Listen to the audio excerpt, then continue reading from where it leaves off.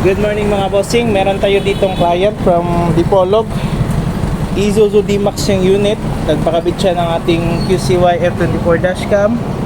Ito, by LED 3.0 and green lights. So again, yan yung green lights. Ito yung green lights, amber color. Ayan, pogi-pogi tingnan. So natap siya sa park light. Sasabay siya dito. Ayan, additional kapugian para sa masasakyan. So green lights, and then ang ating by LED 3.0, eto siya, by LED 3.0. Subok na subok nating fog light. Eto yun, eto yung output. Kita nyo naman yung difference ng headlight nya. Kahit naka LED yung headlight, kita nyo yung difference sa baba, di ba? Kita nyo yung cutoff. Fit na fit siya, may kasamang bracket kahit sa anong sasakyan. Nagagawa natin ang paraan yan. Ito yung sa kabila. Ito. So kagandahan dito is may high beam. Yung sumasabay sa high beam. Kita nyo yung cut-off. So, diba? Kita nyo naman yung difference. Kahit sobrang liwanag pa is kita nyo na yung output ng bailin natin. Projector. Poging-pogi. And additional safety pag nagbabiyahe kayo ng madilim. Yun yung mga boss. And yung QCY F24 dashcam natin, dito siya. Nasa center mirror. Eto. Na front nakuha niya. Ito 4K resolution, so malinaw na malinaw yan. Swipe left. Ito yung rear, 1080.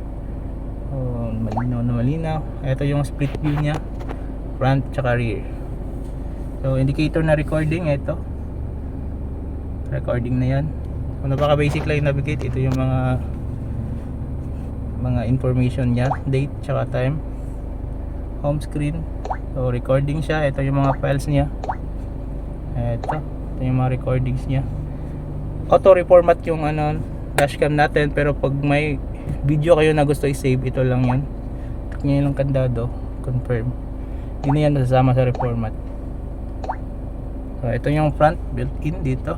Tsaka yung sa rear is nasa bandang plate number namin kinabit.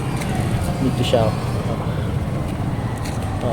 Napakalinaw ng kuha niyan. May night vision and real-time recording. Meron dito yung ADAS, BSD. Yung nawawala ka sa linya nyo, meron yung sensor. So yun, QCY F24 dashcam, top of the line. Yun lang mga bossing, no? Walk in cost, may appointment si sir pero medyo late siya, nakater naman. Hindi naman kami ganun kabisihan. So yun, shop location, Parok Bahada o Pagadian.